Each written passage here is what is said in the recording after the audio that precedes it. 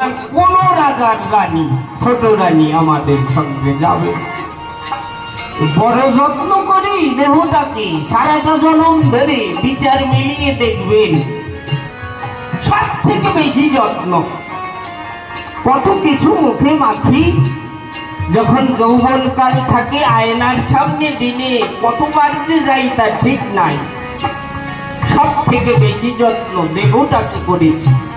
এই দেহটা আমার সঙ্গে যাবে না, এইখানেই পড়ে রবে, আত্মাটুকু চলে যাবে।